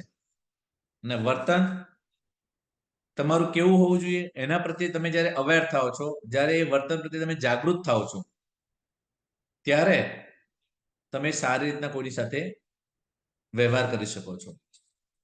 તમારો એક સારો વિચાર, એ એક તમારો થોટ કે મારે મારી જે ફેમિલી છે એની સાથે સારા સંબંધો કેળવવા છે, એ સારા વિચાર તમારી અંદર સારી ફિલિંગ પેદા કરશે. એ સારી ફિલિંગ્સ તમારી અંદર સારી એક્શન, એટલે કે સારા કાર્યો પેદા કરશે. અને સારી એક્શન તમને સારા પરિણામો આપશે. એટલે એક પોઝિટિવ થોટ તમારા સંબંધો સુધારવાનું કામ કરે છે, અને એક નેગેટિવ થોટ એ સંબંધો બગાડવાનું કામ કરે છે. તો આજથી કંઈ પણ એક વિચાર આવ્યો ને કંઈક તમે બોલી નાખો છો, તો એ તમારા જે સરસ મજાના મધુર સંબંધો છે ને તોડવાનું પણ કામ કરે છે. જો ખરાબ વિચાર હશે તો. પણ જે સારા સંબંધો છે તો એ જ સંબંધોને મજબૂતાઈથી જોડવાનું પણ કામ કરે છે. તો આપણા દરેકની લાઈફમાં બે એકાઉન્ટ હોય છે. કેવા એકાઉન્ટ? આપણે જે સંબંધોની વાત કરી, એક તો પૈસાનું એકાઉન્ટ જે આપણા બધાનું હોય છે. હવે આર્થિક એકાઉન્ટ જે છે, જે બેંકમાં એસબીઆઈ કે એચડીએફસી કે બેંક ઓફ બરોડા કે ગમે તે બેંકમાં તમે અત્યારે બનાવ્યું હશે, એક એકાઉન્ટ એ હોય છે. પણ બીજું એક એકાઉન્ટ હોય છે ને, એ એકાઉન્ટ છે ઇમોશનલ એકાઉન્ટ, લાગણીનું ખાતું. બરોબર? તો ઇમોશનલ બેંક એકાઉન્ટ અને આપણા લાગણીના એકાઉન્ટમાં શું ડિફરન્સ છે અને શું ફરક પડે છે, આપણે જોવાનો પ્રયત્ન કરીએ. તો ધારો કે આર્થિક બેંક એકાઉન્ટ એટલે તમારું જે બેંક છે, બેંક બેલેન્સ જેમાં છે, એમાં તમે પૈસા નાખો ને તો બેલેન્સ વધે. બરોબર ને? સિમ્પલ લોજિક છે. તમે એમાં પૈસા જેમ જેમ જેમ જેમ મૂકતા જાઓ, જમા વધશે એટલે બેલેન્સ વધશે. બેલેન્સ વધશે એટલે શું થશે? તમારો આર્થિક વિશ્વાસ વધશે. અને આર્થિક વિશ્વાસ વધશે એટલે શું થશે? ચિંતા ઓછી થશે. જેમ જેમ બેલેન્સ લેવા માંડો, બધા પૈસા ઉપાડી નાખો, તો શું થશે? જ્યારે તમે દરેકે દરેક બેંક બેલેન્સમાંથી પૈસા ઉપાડી નાખો છો, ત્યારે બેંક બેલેન્સ ઘટી જાય છે. તમારી પાસે મૂડી રહેતી નથી, એટલે તમારી ચિંતા વધશે. જ્યારે સંબંધોના ઇમોશનલ એકાઉન્ટમાં કેવું છે? ઇમોશનલ એકાઉન્ટ ની અંદર નાણાંની લેવડ દેવડ નથી થતી. ત્યાં આગળ તમારી લાગણીઓની લેવડ દેવડ થાય છે, તમારા વાણી, વિચાર, વર્તનની લેવડ દેવડ થાય છે. બરોબર? આર્થિક એકાઉન્ટની અંદર તમે બહુ બધા 3-4 બેંકમાં એકાઉન્ટ ખોલશો. જ્યારે ઇમોશનલ એકાઉન્ટની અંદર કેવું છે? દરેક વ્યક્તિ એક વિશ્વ છે અને એ દરેક વ્યક્તિ સાથેનું તમારું એક એકાઉન્ટ છે. એટલે એમાં અસંખ્ય એકાઉન્ટ હોય. તમારા જેટલા મિત્રો, તમારા જેટલા ફેમિલી મેમ્બર, એટલા તમારા એકાઉન્ટ. દરેકની સાથેનું અલગ અલગ એકાઉન્ટ હોય. બરોબર? ઇકોનોમિકલમાં પાસબુક વાંચી શકાય છે, જ્યારે લાગણીના સંબંધોમાં પાસબુક ફિલ કરવી પડે છે. વાંચી નથી શકાતી, તમારે એને ફિલ કરવી પડે છે. બેંકમાં તો ઓવરડ્રાફ્ટની ફેસિલિટી છે. ઇમોશનલ બેંક એકાઉન્ટમાં ઓવરડ્રાફ્ટની સગવડ ના હોય. પહેલેથી કશું ઉપાડી ન લેવાય. આર્થિક બેંક એકાઉન્ટમાં તમારું ઇકોનોમિકલ પાસું સમજાય કે કેટલું બેલેન્સ છે, કેટલું ઉધાર છે, તમને ખ્યાલ આવી જાય. ત્યારે ઇમોશનલ બેંક એકાઉન્ટમાં સામાજિક પાસું સમજાય કે તમે કેટલા પગભર છો, સમાજમાં તમારો કેટલો રૂતબો છે, તમારા કેવા લોકો જોડે કેવા સોશિયલ સંબંધો છે, એ સંબંધો સમજાય. ઓલામાં આર્થિક પાસું સમજાય, ઓલામાં સામાજિક પાસું સમજાય. બેંક એકાઉન્ટમાંથી પૈસા ઉપાડવા હોય તો તમારે એકાઉન્ટમાંથી ઉપાડવા પડે. અહીંયા આગળ ઇમોશનલ બેંક એકાઉન્ટમાં બહુ જ સમજવા જેવી વાત આવે છે કે જ્યારે અહીંયા આગળ તમારું બેંક એકાઉન્ટ તમે વાપરતા નથી ને, ત્યારે ઓટોમેટિક ઉપાડ થાય છે. ધારો કે તમે પ્રેમથી લાગણીના બે શબ્દો કહેતા નથી ને, તો 1 દિવસ, 2 દિવસ, 4 દિવસ, 5 દિવસ, 15 દિવસ, મહિનો, 2 મહિના, ધીરે ધીરે ધીરે ધીરે એ લાગણી એકાઉન્ટમાંથી, એ સંબંધો તમારા ધીરે ધીરે તૂટતા જાય છે. એટલે તમે 1 નંબરમાંથી લેવડ દેવડ નથી કરતા ને, એટલે તમે 5 નંબર, 6 નંબર ઉપર આવો છો. તો આ લાગણીના સંબંધો માટે લેવડ દેવડ કરવી, ભાવનાઓની, લાગણીઓની, પ્રેમની લેવડ દેવડ કરવી બહુ જ જરૂરી છે. અને પ્રેમ એક એવી એનર્જી છે ને, જે તમારી અંદર એકદમ એનર્જેટિક પોઝિટિવ વાઇબ્રેશન પેદા કરે છે. જ્યારે ડર, ફિયર, ચિંતા આ બધા નેગેટિવ વાઇબ્રેશન પેદા કરે છે. તમે એનર્જેટિક રહેવું હોય તો નિસ્વાર્થ પ્રેમ કરતા શીખો. તો તમને શું લાગે છે કે આર્થિક બેલેન્સ ભેગું કરવાથી સુખ મળશે, કે પછી આપણે જે ઇમોશનલ લાગણીનું એકાઉન્ટ છે એ ફૂલ કરવાથી તમને સુખ મળશે? હવે તમને એટલી તો ખબર પડી જ ગઈ હશે કે આપણે ઇમોશનલ બેંક એકાઉન્ટની કાળજી રાખવી પડશે. તો આ ઇમોશનલ બેંક એકાઉન્ટને તમે કેવી રીતના મેનેજ કરશો, કે આ એકાઉન્ટને તમે કેવી રીતના યુટિલાઇઝ કરશો, કે એમાં બેંક બેલેન્સ વધારવા માટે તમે શું કરશો? તો થોડી ટિપ્સ જાણી લઈએ. તમારા જે ફેમિલી મેમ્બર્સ છે એ લોકો સાથે સંબંધો કેળવવા માટે હવે શું કરવું જોઈએ, એના માટેની થોડી ટિપ્સ આપણે જાણી લઈએ. સૌથી પહેલામાં પહેલી ટિપ્સ છે, સામેવાળા માણસને જાણવાની કોશિશ કરો. તમારા હસબન્ડને જાણવાની કોશિશ કરો. ઘણી વખત પ્રેગ્નન્સી દરમિયાન આપણે જોતા હોઈએ છીએ કે સાહેબ મારા સાસુ સાથે આવ્યા છે, થોડું કહેજો ને કે મારી જોડે બહુ કામ ના કરાવે, તમને બહુ બોલે ને, બહુ સમજાવે નહીં. બરોબર? મને ઉલટી થાય છે તો આ ખાતે ખાતે બહુ કે કરે છે. તમે અહીંયા આગળ સામેવાળાને સમજો એ કેમ આવું કરે છે. બરોબર? એને ખબર છે કે જો મધર એક્ટિવ રહેશે ને પ્રેગ્નન્સી દરમિયાન, તો એને નોર્મલ ડિલિવરી થવાની સંભાવના વધી જશે. આપણે શું જોઈએ છે? મને કામ કરે છે, મને મહેનત કરે છે, મને આરામ નથી કરવા દેતી. તમને જેટલું બોલે છે ને, એટલું તમે જ્યારે એના પોઝિટિવ પાસા જોશો ને, તેટલો તમને પ્રેમ પણ કરતા હશે અને તમારા માટે એટલી ચિંતા પણ કરતા હશે અને તમારા પ્રત્યે એટલી લાગણી પણ પેદા કરતા હશે. બરોબર? તમે જોશો તો ક્યારેક તમને એક ગ્લાસ દૂધ ભરીને પીવડાવ્યું પણ હશે અને ક્યારેક તમારી તબિયત નરમ ગરમ હશે પ્રેગ્નન્સી તો 2 રોટલી બનાવીને ખવડાવી પણ હશે. તો બંને પાસા જોવાનો પ્રયત્ન કરો ને એને સમજવાનો પ્રયત્ન કરો. બની શકે કે એક વ્યક્તિ માટે કોઈ એક મિશન અગત્યનું હોય પણ બીજા માટે એનો કોઈ મતલબ જ ના હોય. જેમ કે સિમ્પલ ભાષામાં ધારો કે તમે રોજ સવારે તમારી જે સોસાયટીમાંથી કે ગલીમાંથી શાકભાજી વાળો આવતો હોય અને તાજી શાકભાજી જો રોજ તમારા વાઈફ લેતા હોય, જો હસબન્ડ હોય તો, અથવા તો તમે દરેક જણા લેતા હશો. હવે કોઈક દિવસ એવો બને કે શાકભાજી વાળો નથી આવ્યો. હવે તમારે બજારમાં તમારા હસબન્ડને કે એમને મોકલવાના છે. તો અહીંયા આગળ તમે હાંફળા ફાફડા થઈ જશો કે છોકરાઓની સ્કૂલો છે, જમવાનું બનાવવાનું છે, તમારે ઓફિસ જવાનું છે, તમે જલ્દીથી શાકભાજી તમારા માટે આ શાકભાજી બજારમાંથી લાવવી એક મિશન છે. તમારા હસબન્ડ માટે કરને બીજું કંઈક બનાવી દે ને, ખાલી આજ કઠોળ બનાવી દે ચાલશે. એના માટે એને કોઈ ફરક જ નથી પડતો. બરોબર? કારણ કે એના માટે આ મોટું મિશન નથી, તમારા માટે મિશન છે. બરોબર? તો સામેવાળાને સમજો. સમજશો તો ખબર પડશે કે એની અંદર પણ લાગણી હોય. બીજો મુદ્દો છે કે નાની નાની બાબતે કાળજી લો. જે આપણે કીધું ને એક્ટ ઓફ સર્વિસીસ. એક નાની નાની વસ્તુઓમાં તમે એને પ્રેમ આપો અથવા તો કાળજી લેવાનો પ્રયત્ન કરો. જો કેવી રીતે કાળજી લેવી ને તમે બધા આને કદાચ સ્વીકારશો. ધારો કે કોઈ તમે જગ્યાએ બેઠા છો અને અચાનક મહેમાન આવે છે તમે બેઠા બેઠા કે આવો આવો અને એકદમ ઊભા થઈને કહો આવો આવો આવો, કયું સારું લાગશે? તમે બેઠા બેઠા આવકારો આપશો એટલે એવું લાગશે કે એમના માટે ઊભા થઈને ડેફિનેટલી ઊભા થઈને. મહેમાન ઘરેથી પાછા જાય છે, આવજો, ઝટક્યા તો સારું. એ સારું લાગશે કે તમે દરવાજા સુધી એમને મૂકવા જશો એ સારું લાગશે? સ્વાભાવિક રીતે તમે મૂકવા જશો તો તમારું જ માન વધવાનું છે. બરોબર? જો સામાન્યવાળા માણસને નાની નાની વાતોની સમજવાનો પ્રયત્ન કરો. ખાલી લંકાની અંદર રાવણ હનુમાનજીને એક નાનો વાંદરો સમજ્યા અને સમજવાનો પ્રયત્ન ના કર્યો ને તો એનું પરિણામ શું છે આપણે જાણીએ છીએ. કે લંકા પડી ગઈ. બરોબર? એ કોઈ બાળવાની વાત નથી, પણ કહેવાનો મતલબ છે કે સામેના માણસની નાની નાની કાળજી સમજવી જોઈએ. પતિએ પત્નીની ને પત્નીએ પતિની, દરેક વહુએ એના સાસુની ને સાસુએ એની વહુની નાની નાની કાળજીઓ સમજવાનો પ્રયત્ન કરવો જોઈએ. બીજી વસ્તુ છે જ્યારે પણ કોઈને પ્રોમિસ આપો ને તો એને પાળવાની કોશિશ કરો. ઘણી બધી વખત પતિ પત્નીની વચ્ચે કંઈક કહેવાય ગયું હા હું આ તને લઈ આપીશ, પછી ભૂલી જાઓ છો.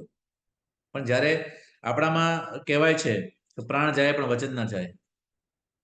પ્રાણ જતા રહે પણ તમે એક જો કોઈ શબ્દોની કિંમત આપીને વચન આપ્યું ને તો વચન ના જવું જોઈએ. કારણ કે વચનની કિંમત હોય છે. તમે જે શબ્દો બોલો છો ને એ શબ્દ એક એનર્જી છે. બરોબર?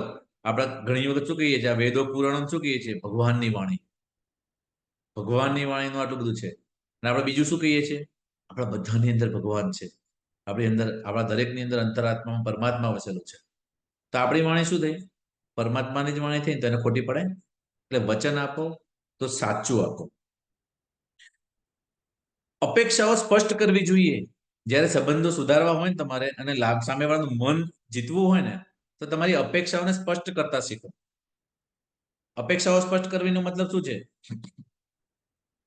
તમારી અપેક્ષાઓ જ્યારે સ્પષ્ટ નહીં હોય ને તો અપેક્ષાઓ પૂરી નહીં થાય ને પૂરી નહીં થાય ને તો તમને ખોટું લાગશે. ધારો કે ઘણી વખત એવું બને કે ધારો કે આજે હવે અમારે હોટલમાં જમવા જવું છે. બરોબર? હવે મને ખબર જ નથી કે મારા વાઈફે હોટલમાં જવાનો મંગળવાર વિચાર બનાવ્યો છે અને મને કીધું જ નહીં જવું છે. તો કદાચ મારા માઇન્ડમાંથી નીકળી જશે અને હું કદાચ એને બહુ સામાન્ય રીતના લઈશ. સારી રીતના લેવું જોઈએ પણ કદાચ એકદમ ઢીલાસથી લઈ લીધું અને જતું રહ્યું તો શું થશે? હવે જો સાંજે મોડા પડ્યા અને જમવાનો સમય થઈ ગયો હું એમ કહું ભાઈ જમવાનું બની ગયું તો હું આવું, તરત ખોટું લાગશે કે આ તો બહાર જવાનું હતું ને આ તો જમવાનું કહે છે. તો ત્યાં આગળ અપેક્ષાઓ ચોખ્ખી ના કરી એટલે શું થયું? દુઃખ થયું. બરોબર? તો બહાર જવાનું છે તો કહી દેવાનું કે ભાઈ આજે મને જમવા બહાર લઈ જાઓ સારી જગ્યાએ હોટલમાં. અને જાય પછી પહેલું જે વેટર હોય એને ટીપ આપી દેવાની કે સરસ મજાનું બનાવજો. એટલે નેગેટિવ ઇમોશન્સ ના પડે. કારણ કે આપણે બધા અહીંયા આગળ આગ્રહ રાખીએ છીએ કે ઘરમાં જમવું જોઈએ, હોટલનું ના જમવું જોઈએ. અને અહીંયા હું હોટલની વાત કરું તમને એમ થાય ક્યારેક જમી શકાય. પણ જ્યારે ભાવ સારો હશે ને અને તમે જ્યારે જે વેટર કે જે શેફ જમવાનું બનાવે છે ને એને પહેલેથી કોઈ ટીપ આપશો ને અથવા તો પહેલેથી એને એપ્રિશિએટ કરશો ને તે જમવાનું બનાવશે ને એને પોઝિટિવ જ ભાવ પડશે. પછી તમારે બહુ ચિંતા કરવાની જરૂર નથી કે પરમાત્માના જ ભાવ પડે કે તો તમે બહાર બજારમાં ખાઓ તેમાં વાંધો નથી, બરોબર? તો અપેક્ષાઓ સ્પષ્ટ કરવી જોઈએ. પછી એ અપેક્ષાઓ દીકરાની પિતા પ્રત્યે હોય, માતા પ્રત્યે હોય, કે માતા પિતાની પુત્ર પ્રત્યે હોય, પુત્રી પ્રત્યે હોય, પતિ પત્નીની હોય, એ અપેક્ષાઓ સ્પષ્ટ કરશો ને તો તમને ખબર પડશે કે સામેવાળા માણસને શું જોઈએ છે ને તમારે શું આપવું છે, અથવા તો તમે આપવા માટે શું પ્રયત્નો કરશો. તમે જાણતા જ નહીં હોય તો તમે શું પ્રયત્નો કરવાના છો, બરોબર? બીજી એક વસ્તુ છે જે મેં કીધું કે વચન આપો એટલે એને પાળો. તો વિચાર, વાણી અને વર્તનની એક સૂત્રતા રાખો. એનો મતલબ શું થયો? તમે જે બોલો ને, જે વિચારો છો ને, એ જ તમારી વાણીમાં આવવું જોઈએ ને એ તમારા વર્તનમાં દેખાવું જોઈએ, બરોબર? કઈ બોલો છો જુદું ને કરો છો જુદું, તો એ વ્યવસ્થિત નથી, બરોબર?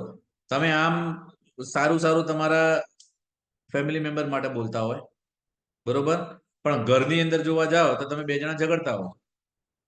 તો બહાર તમારા મિત્ર આવ્યો તો મારી વાઈફ તો સરસ છે ને અમારે તો બહુ સારું ચાલે છે, અને થોડી વાર મેં ગયો એટલે હે ચલ આટલું લઈ આય, આમ કરી આય, તેમ કરી આય, તો પછી કોઈ મતલબ જ નથી ને, રિસ્પેક્ટ ક્યાં રહ્યું, બરોબર? એટલે વિચાર, વાણી અને વર્તનની એક સૂત્રતા રાખો, બરોબર? બીજું, આજનું આ જે વિડીયો રેકોર્ડિંગ છે ને, એ બધાએ પોતાના પતિના વોટ્સએપ નંબર ઉપર આઈ લવ યુ કરી અને એની લિંક મોકલી દેવાની, બરોબર ને? કેમ? એ પણ સાંભળશે તેને પણ ખબર પડશે કે પ્રેમ એક તરફી નથી હોતો. માતા, પિતા અને જે આવનારું બાળક છે એના બોન્ડિંગ માટે આ ત્રણેયની જરૂર છે, એ પણ સમજશે. અને તકલીફો ક્યાં છે ખબર છે? તકલીફો ત્યાં જ આવે છે કે જ્યાં આગળ ક્લેરિટી નથી. Clarity is the mother of confidence. તમારા સંબંધોમાં કોન્ફિડન્સ ક્યારે આવશે કે મજબૂત છે? જ્યારે ક્લેરિટી હશે તો. And uncertainty is the mother of fear. જ્યારે તમારી અંદર અનસર્ટેનિટી હશે કે શું કરવું શું ના કરવું, તો અનસર્ટેનિટી હશે તો એ એક ચિંતાના જન્મ આપનારું પરિબળ છે. તો પછી સંબંધ એક ચિંતાના બેઝ ઉપર જો પરિબળો સંબંધો વિકસે તો કેવા વિકસવાના છે? એટલે એ કરો. ત્રીજી વસ્તુ, એના પછીનો એક મુદ્દો છે, છઠ્ઠો મુદ્દો, બિનશરતી માફી માંગો. બિનશરતી માફી માંગવાનો મતલબ શું થયો? બિનશરતી માફી માંગવાનો મતલબ એવો થયો કે ભૂલ હોય કે ના હોય, હું તને માફ કરી દઉં પણ જો તું આ માની જાય તો જ કે તે ભૂલ કરી, એટલે એવું ના હોય. જતું કરો, માફી કરી દો. તમે જ્યારે માફી આપી દેશો ને બિનશરતી, તો એક દિવસ, 2 દિવસ, 4 દિવસ એને પણ અનુભવ થશે કે ચાલુ મારી ભૂલ હતી હો. એ સામેથી જ કહેશે કે સોરી હો, મારી ભૂલ થઈ ગઈ, 2 દિવસ પહેલા હું ઝઘડ્યો હતો, તારો વાંક નતો, વાંક મારો જ હતો. પણ એ વખતે એને માફી આપી દો. કારણ કે દરેક માણસ છે ને, માણસ માત્ર ભૂલને પાત્ર છે. એના સિવાય બધાને બિનશરતી પ્રેમ કરો. કારણ કે કુદરતનો નિયમ છે, લો ઓફ ગિવિંગ, જે મારી પુસ્તક છે the divine part to motherhood, જેની અંદર એવા 7 આધ્યાત્મિક નિયમો આપેલા છે, જે નિયમોને જ્યારે દરેક માતા એની ગર્ભાવસ્થા દરમિયાન ફોલો કરે છે અને અમલમાં મૂકે છે, તો એ સુખ, શાંતિ, સમૃદ્ધિ, હેલ્થ, વેલ્થ ને પ્રાપ્ત કર્યા વગર રહી જ નથી શકતી.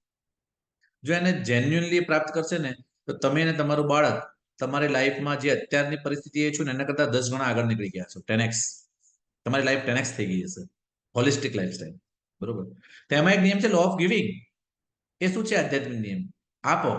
આ કુદરત શું કરે છે? બધું આપે છે. કુદરત કશું એના બદલામાં માંગે છે? સૂર્યપ્રકાશ આપે, હવા આપે, પ્રકૃતિ આપે, પાણી આપે, બરોબર? આટલું બધું આપે છે, તો આપણે શું ના આપી શકીએ? ઘણા બધા કંઈક સાહેબ અમે કે પૈસા નથી છીએ, એટલે સ્માઇલ આપો, પ્રેમની 2 ક્ષણો આપો, બરોબર? આંખોથી આંખો મિલાઈને થોડા નમસ્કાર આપો, બરોબર? નતમસ્તક થઈને થોડા રિસ્પેક્ટ આપો. શબ્દોથી, વાણીથી પ્રશંસાના 2 શબ્દો આપો, બરોબર? ઘણું બધું આપી શકો છો. થોડું ધૈર્ય આપો, સામેવાળા માણસ બોલતા હોય તો એને સાંભળવાનો તમે સમય આપો. તમે ઘણું બધું આપી શકો છો.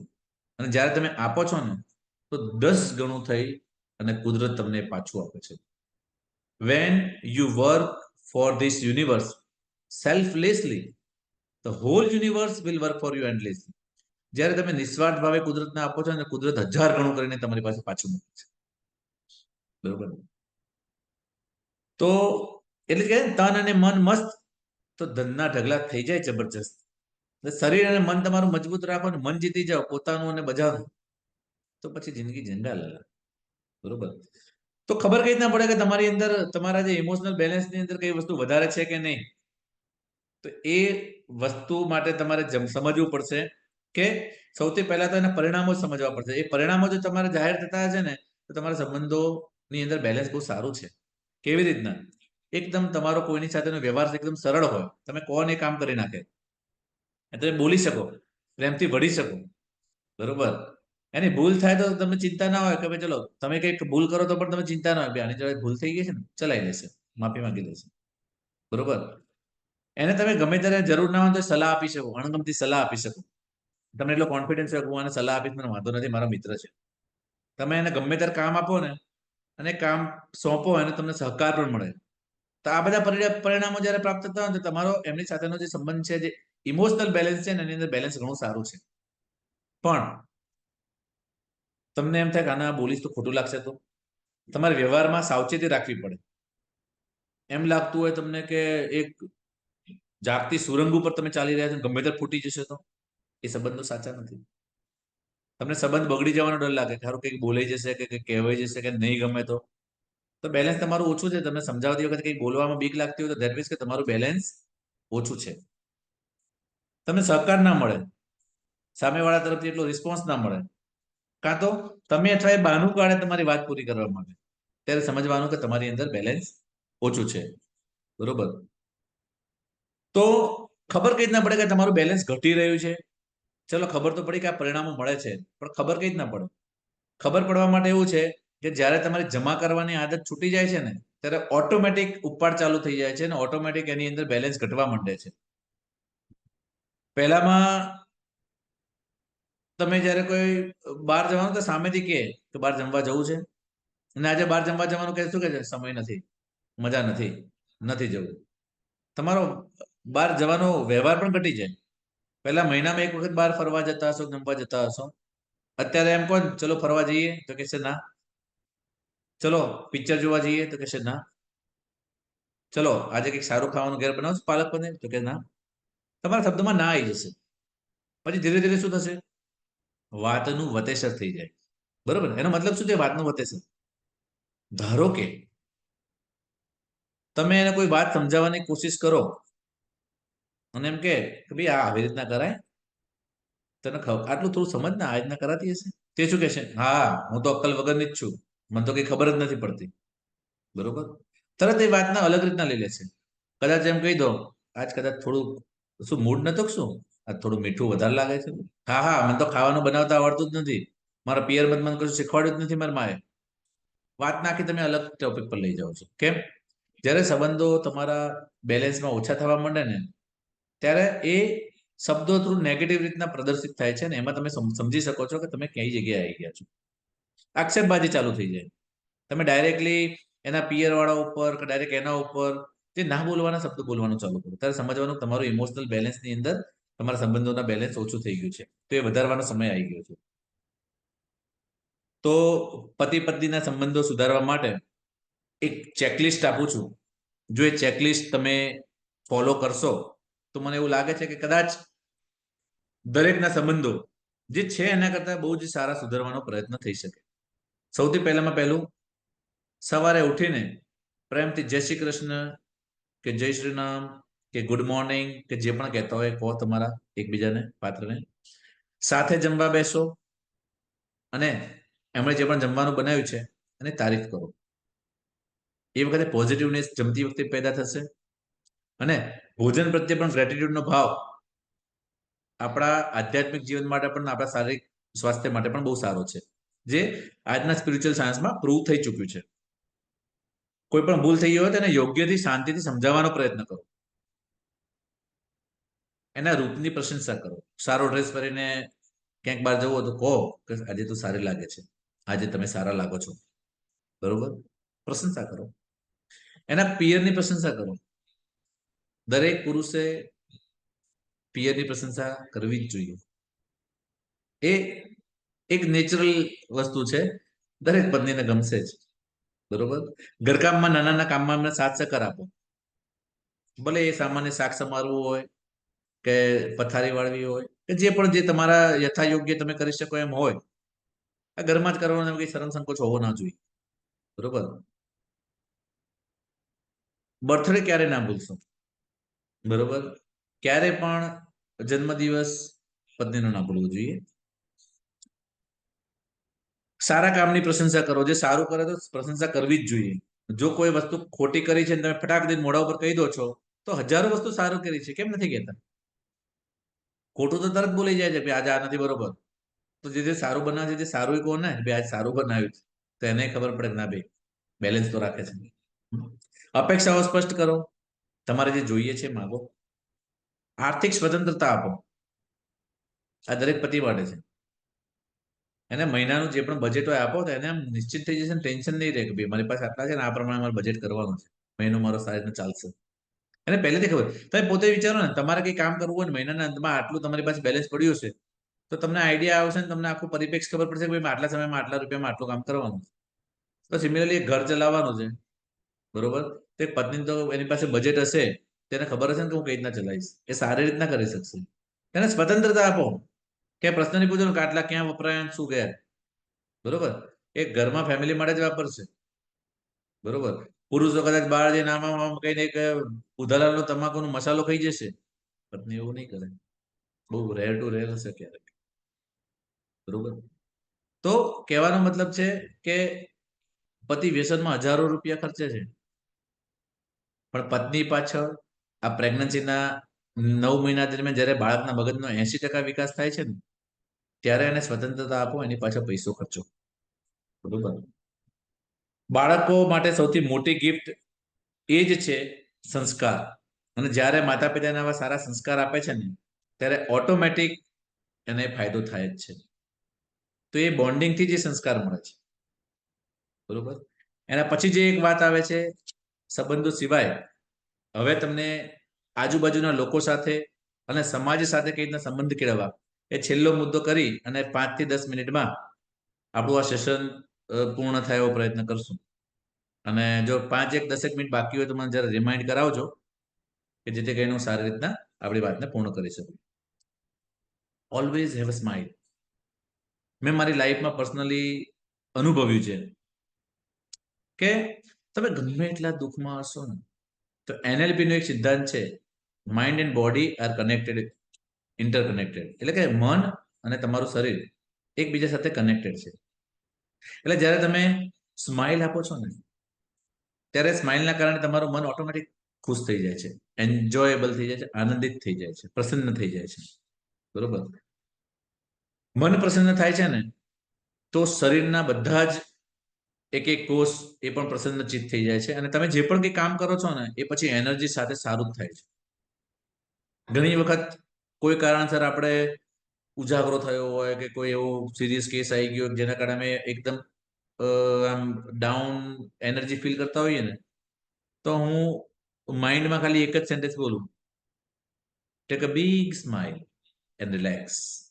ઓટોમેટિક જ અંદરથી એક પોઝિટિવ ઉર્જાનો સંચાર થાય અને એકદમ શરીર રિલેક્સ થઈ જાય, ટેન્શન ઓછું થઈ જાય. તમારે પણ પ્રેગ્નન્સી દરમિયાન ક્યારે પણ એવો પ્રશ્ન આવ્યો કે ક્યાંક કોઈક વસ્તુ સાંભળી લીધી કે બાળક અત્યારે ફરતું નથી કે કંઈક મનમેટ થઈ, મનમુઠાવ થઈ ગયો ઘરમાં, ફેમિલીમાં કોઈક બોલી ગયું અને એકદમ જ ચિંતા ઊભી થઈ ગઈ, એ ચિંતાની અસર બાળક ઉપર પડવાની જ છે. તો એ દરમિયાન તમારે શું કરવું પડે? Take a deep breath and relax, have big smile on face. એટલે કે એક ઊંડો શ્વાસ લો અને શરીરને એકદમ રિલેક્સ કરી નાખો, અને સાથે એક સરસ મજાની સ્માઇલ આપો. અને પછી જો એક જ મિનિટમાં તમારી અંદર ઇમોશન બદલાઈ જશે, બરોબર ને? આવી ઘણી બધી વસ્તુઓ છે. તો કોઈને પણ મળો ને તો સૌથી પહેલા શું કહેવાનું? એક સ્માઇલ સાથે, કેમ છો, મજામાં ને? આપણે ગુજરાતીમાં કહીએ ને કેમ છો, મજામાં ને? જ્યારે તમે અહીંયા આગળ કેમ છો કહીને જ્યારે સ્માઇલ આપો છો ને, ત્યારે તમે 3-4 વાતો અહીંયા આગળ કન્વે કરો છો. સૌથી પહેલા તો હું તમને ઓળખું છું. બીજું, તમને મળીને મને ખુશી થઈ. ત્રીજું, આઈ એમ ઓકે, હું ખૂબ ખુશ છું. અને ચોથું, આઈ લાઈક યુ, તમે મને ગમો છો. જ્યારે તમે કેમ છો કે સ્માઇલ આપો છો ને, ત્યારે તમે આ 4 વાત કન્વે કરો છો. અને આપણે બાળકો કેમ ગમે છે? કારણ કે બાળકોના મોઢા ઉપર હંમેશા સ્માઇલ હોય છે, એટલા માટે આપણે બાળકો ગમે છે. અને ચાઇનીઝમાં એક કહેવત છે જેનો ભાવાર્થ એવો થાય છે કે જે માણસના મુખ ઉપર સ્માઇલ નથી ને એણે કોઈ પણ જાતનો ધંધો કરવો જ ના જોઈએ. કારણ કોઈ પણ ધંધાની અંદર તમે સ્માઇલ આપો ને તો સારા લાગો. અહીંયા આગળ એક વાત કહીશ કે અમારી સોસાયટીમાં પણ એક ભાઈ રોજ સવારે શાકભાજી આપવા આવે છે. એમનું મોઢું એકદમ રોતડું જ હોય છે. તો ઘણી વખતે આવ્યા હોય ને મારો ભાઈ બહાર શાકભાજી લેવા જાય મેં કહ્યું રહેવા જાય જોડેથી ના લઈશ. કેમ? એક મોઢું હસતું ના હોય ને તો આપણને એમ થાય કે શું એમ જોડેથી નેગેટિવ ફિલિંગ લેવી. જેનું મોઢું જ રોતડું છે અને સ્માઇલ જ નથી આપતા તે એનર્જી એ બધી જે શાકભાજીની અંદર કેવી નેગેટિવ એનર્જી જતી હશે. આજે તો મારા હારું વેચાયું જ નહીં, આજે તો આટલો વકરો જ ના થયો. હવે ટેન્શન વાળા ઇમોશન વાળા હોય તેવી વસ્તુ ખાઈને આપણે નુકસાન કરવાનું. તો સૌથી પહેલા તો તમારે સ્માઇલ આપીને વાત કરવી જોઈએ. આપણે કોઈ પણ ફોટો પાડીએ તો લોકો શું કહે છે? Smile please. જો એક સ્માઇલ આપવાથી એક ફોટો જો એકદમ સુંદર થઈ જતો હોય ને તો તમે રોજ સ્માઇલ આપો તો તમારે તમારા આવનારા બાળકની જિંદગી કેટલી સુંદર થઈ જશે તમે વિચારી છે? તો સ્માઇલ બહુ જ જરૂરી છે.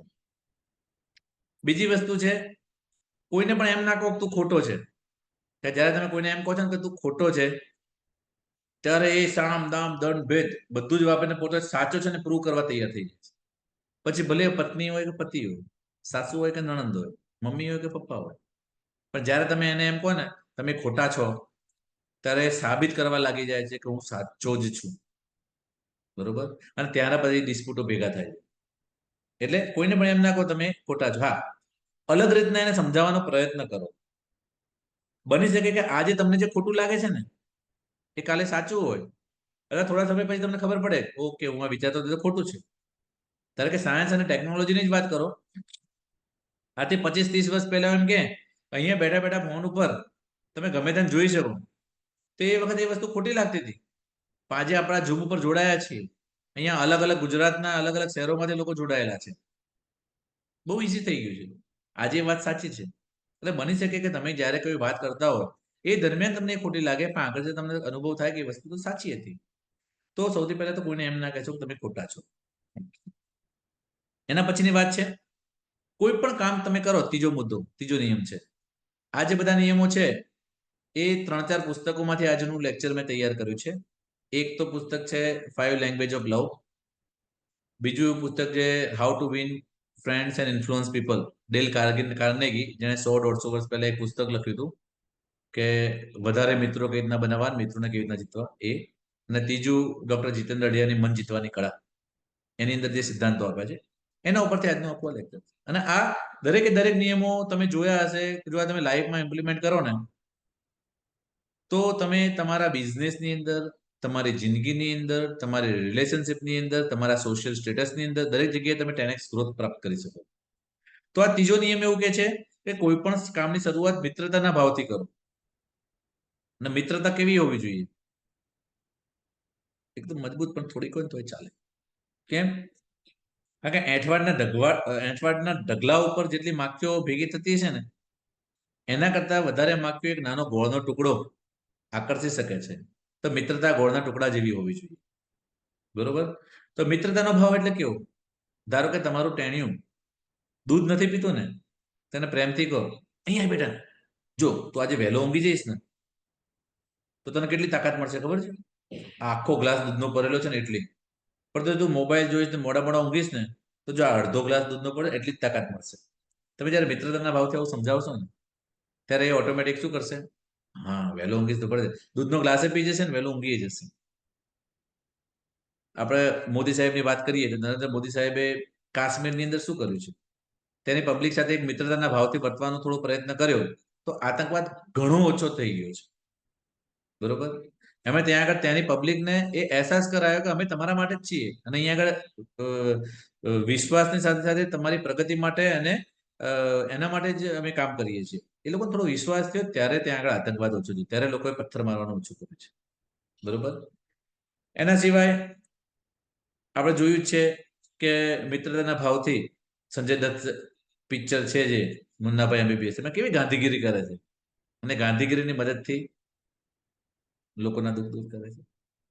તો મિત્રતાના ભાવથી કામની શરૂઆત કરો. કોઈ પણ કામની શરૂઆત ફ્રેન્ડલી કરો ને તો એમાંથી તમને ફાયદો થાય.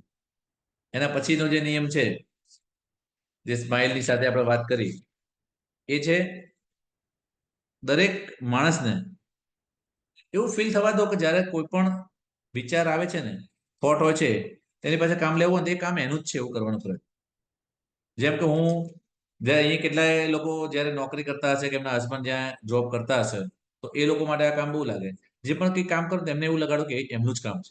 જેમ કે મારું એક્ઝામ્પલ આપું તો હોસ્પિટલની અંદર હું ક્યારેક કોઈ પણ એવું કામમાં એમ લાગતું હોય કે ભાઈ છોકરાઓ કામ નથી કરતા તો એ લોકોને બોલાવીને શું કરું કે આપણે લેબર રૂમ કે જે સુવાડનો રૂમ છે એ બહુ સારો કરવો છે તો આપણે શું કરી શકીએ, તમે જરા મને સજેશન આપશો.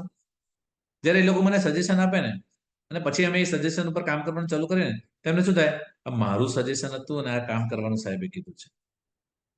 એનું સજેશન હશે ને તો કામ સારી રીતના કરશે, 100% આપશે. કેમ?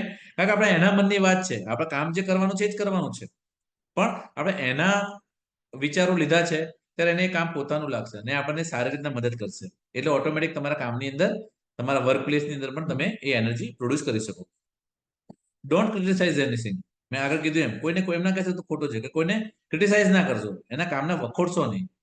કારણ કે કોઈ પણ કામ 100% તો હોતું જ નથી. કોઈ પણ વસ્તુ છે ને એ બીજો એક નિયમ પણ એવું કહે છે કે કોઈ પણ વાત છે ને એ 10% જ રિયાલિટી હોય છે, 90% આપણે એને કેવો મિનિંગ આપીએ છીએ ને એના ઉપર નિર્ભર છે. તો આપણે જાણ્યા વગર એ 10% વસ્તુની રિયાલિટી છે સમજવાનો પ્રયત્ન કરો. એમને એમ આપણે એને મિનિંગ આપી દઈએ 90%, ખોટું ક્રિટિસાઇઝ ના કરશો, બરોબર? કોઈને ટીકા ના કરશો. કોઈ કામ કરાવવું હોય તો બીજો સારો નિયમ છે કે કોઈને ઓર્ડર ના આપશો, પણ એક પડકાર ફેંકો. એમ ના કહેવાય કે ધારો કે કોઈની જોડે આપણે સારું એક કામ કરાવવું છે તમે એને એમ કહો આ કરી નાખજો, તે નહીં જ કરે. મેં કીધું ને તમે કોઈને કહો ને એટલે એ કે નહીં જ કરું, જા તારે થાય કરી. પણ તમે એને એમ કહેશો કામ અઘરું છે, મને નહીં લાગતું તારથી થાય, કરી આવીશ, અઘરું છે તારથી, હવે તો કરીને જ બતાવીશ કેમ ના થાય. એ તમારું કામ પણ પૂરું કરશે, બરોબર? પછી કોઈની પણ મિસ્ટેક હોય ને તો મિસ્ટેક બતાવવાની અલગ અલગ રીત હોય છે. તો તમે મિસ્ટેક બતાવવાની નવી નવી રીત અપનાવો. ભૂલો બે રીતના થાય છે. એક તો મિસ્ટેક ઓફ માઇન્ડ, એટલે કે એક મનથી થયેલી ભૂલ છે કે જે બધા કરતા હોય છે. તેને કઈ રીતના બતાવો? ધારો કે કોઈ પેશન્ટમાં મારા કોઈ દર્દીએ કોઈ ભૂલ કરી નાખી તો હું શું કહું, હું જયારે શરૂમાં શીખતો હતો હું આ ભૂલ કરતો હતો, મારથી ભૂલ થયેલી છે, હવે ધ્યાન રાખજે. એને ખબર પડી છે કે ભૂલ કરી છે, પણ એવું ના લાગવું જોઈએ કે એને જ ભૂલ કરી. એટલે પહેલા કહો મારથી આ ભૂલ થઈ છે, તારાથી થઈ છે કે બહુ મોટી વાત નથી, પણ આ ભૂલ ફરીથી ના થાય એનું ધ્યાન રાખજે. અને બીજી ભૂલ હોય મિસ્ટેક ઓફ હાર્ટ, જાણી જોઈને ભૂલ કરી હોય. કોઈ ભૂલથી કોઈ ખરાબ સ્ટાફ આપણે રાખી લીધો છે અને એને બીજી હોસ્પિટલમાં જવું છે કે અહીંયાથી અમારા નોકરી કાં તો કોઈ પણ નોકરી ઉપર છે અને સ્ટાફને ચેન્જ કરવું છે અને એમ હોય આ તો સાહેબને હેરાન કરીને જ જવું છે અને આમ દિલથી આમ ઉદ્ધતાઈથી લુચ્ચાઈપૂર્વક જ્યારે ભૂલ કરે ને આપણને નુકસાન કરવા માટે તો એને ઠપકારવો પડે અને ફટકો આપવો, બરોબર? કારણ કે આ મિસ્ટેક ઓફ માઇન્ડ નથી, ભૂલથી કરાયેલી ભૂલ નથી, આ મિસ્ટેક ઓફ હાર્ટ છે, જાણે જોઈને કરેલી લુચ્ચાઈપૂર્વકની ભૂલ છે. તેનો એનો બદલો પણ આપવો જ પડે, બરોબર? તો ભૂલ સમજાવવાની પણ અમુક એવી રીતના રીત હોય છે, બરોબર? કારણ કે માણસ માત્ર ભૂલને પાત્ર છે. પણ તમે જે માણસો સારું કામ કરે છે ને એપ્રિશિએટ કરો અને એને ભૂલને ખાલી સમજાવો તો ડેફિનેટલી એ સુધારવાનો પ્રયત્ન કરશે. એના પછીનો નિયમ છે લોકોને પોતાના કામમાં રસ લેતા કરો.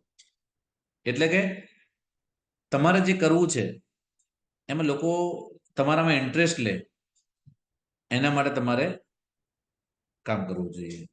એના માટે તમે જ્યારે પણ કોઈ પણ કામને આઈ મી માઇન મારું મારું મારું મારું મારું કરશો ને તો કોઈ તમારી અંદર રસ નહીં લે. આપણું આપણું આપણું કરશો ને તો એ તમને મદદ 100% કરશે. એટલે મારામાંથી આપણામાં તમે આવશો ને તો લોકો તમારામાં રસ લેતા થશે. બીજું, નોબડી લાઇક્સ યુ ઓર્ડર. મેં પહેલા કીધું એમ કોઈ તમારા ઓર્ડર નહીં સાંભળે. એ વસ્તુને તમે થોડા બદલીને કહેશો. જેમ કે ચલા કર નાખ તો નહીં કરે, પણ શું તમે મારું આ કામ કરી આપશો? જો ના ફાવે તો મને કહેજો, હું મદદ કરીશ. તો શું એ ના પાડશે? પણ તમે જો એને ઠપકો આવશો તો ના જ પાડશે, મારું એવું માનવું છે, બરોબર? હંમેશા એપ્રિશિએટ એવરીવન. બધાને જ્યાં જ્યાં તમને મોકો મળે તે લોકોને એપ્રિશિએટ કરવાનો પ્રયત્ન કરો. આ યુનિવર્સને ગ્રેટિટ્યુડ આપવાનો પ્રયત્ન કરો. તમારી પાસે જે પણ કંઈ છે એને ગ્રેટિટ્યુડ આપવાનો પ્રયત્ન, બરોબર? અને લોકોને નામથી બોલાવવાનો પ્રયત્ન કરો, કારણ કે લોકોને નામ ગમે છે, એની પહેચાન ગમે છે, એની ઓળખ ગમે છે. એટલે શક્ય હોય તો જો જેટલા લોકોના નામ યાદ રહેતા હોય, નામ યાદ રાખવાનો પ્રયત્ન કરો, બરોબર?